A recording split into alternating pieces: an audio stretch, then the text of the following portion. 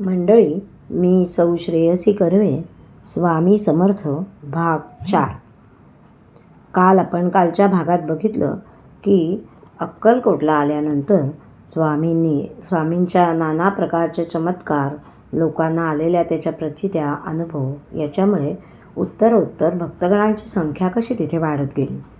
स्वामींच्या कीर्तीचा सुगंध सर्वत्र जसजसा दाही दिशांना पसरला तसतसे नाना संत, महंत, गरीब, श्रीमंत, पंडित, शास्त्री, योगी, भोगी, विरागी, राजे, राजकारणी स्वामींच्या दर्शनाला येऊ लागले.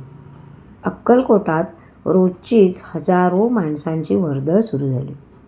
जिथे रुपयाची खडीसाखर मिळायची पंचायत होती तिथे बर्फी, पेढे, हार, तुरे, नारळ इत्यादींची दुकानं सजली. स्वामी समर्थांमुळे अक्कलकोट म्हणजे दुसरं पंढरपूरच झाले. मालोजीरावांची पूर्वपुण्याई म्हणूनच की काय, प्रत्यक्ष ईश्वराचा अवतारच त्यांच्या गावी येऊन राहिला आणि तेथील हजारो लोकांना त्यांनी पावन केलं.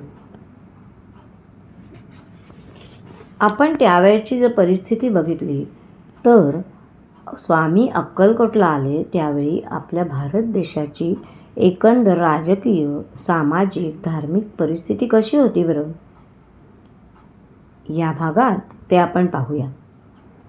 त्यावेळी राजकीयदृष्ट्या इस्लामच्या सततच्या आक्रमणामुळे आपला देश अगदी व्यथित झालेला होता. कारण मुसलमानांनी स्वाऱ्या करून येथील राज्य आधीच बळकावले होते. नंतर तलवारीच्या जोरावर लोकांना इस्लाम धर्म स्वीकारायला त्यांनी भाग पाडले. स्त्रिया भ्रष्ट केल्या. धाक डपशा, सक्ती, बळजबरी करून लोकांना बाटवलं. हिंदूंची मंदिरं, मूर्ती यांची नासधूस केली, जाळपोळ केली, मोडतोड केली.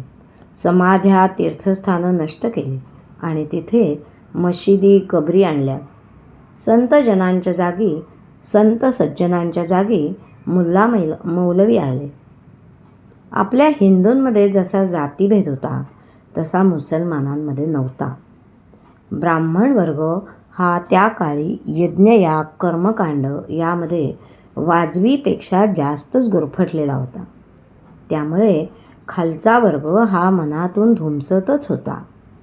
मध्यंतरीच्या काळामध्ये हिंदू पदपादशाहीने समाजाची घडी जी विस्कळीत झाली होती ती नीट बसवण्याचा प्रयत्नही केला. पण त्यानंतर व्यापाराच्या निमित्ताने आलेल्या इंग्रजांनी देशभर हातपाय पसरायला सुरुवात केली. लोकांवर जुलूम, जबरदस्ती केली. त्यांच्या जोडीला पोर्तुगीज, फ्रेंच, डच इत्यादी लोकांनीही भारतामध्ये आपला जम बसवायला सुरुवात केली होती. प्रथम व्यापार, मग राजकारण आणि मग धर्मकारण त्यांनी सुरू केलं. पण आपण भारतीय, दुसऱ्याला सामावून घेण्याचा आपला स्वभाव. त्यामुळे आपला देश म्हणजे धर्मशाळाच झाली. कुणीही यावं, हातपाय पसरावं, मन मानेल तसं वागावं, धरबंद कुणाला आणि कशातच नाही. याचा फायदा धूर्त, कपटी आणि स्वार्थी अशा परकीयांनी बरोबर उठवला.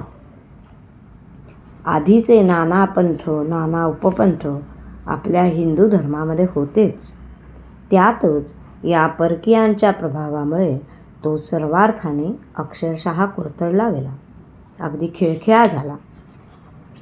सामाजिक, राजकीय, धार्मिक, नैतिक अशा छळामुळे पूर्णपणे खचून गेलेल्या, नाउमेद झालेल्या अशा भारतीयांना परमेश्वरी अस्तित्वाची खूण पटवून देऊन त्यांच्या खंगलेल्या, दुबळ्या अशा मनामध्ये धैर्य, आत्मविश्वास, जोम निर्माण करणं हे त्या काळी अत्यंत आवश्यक होते.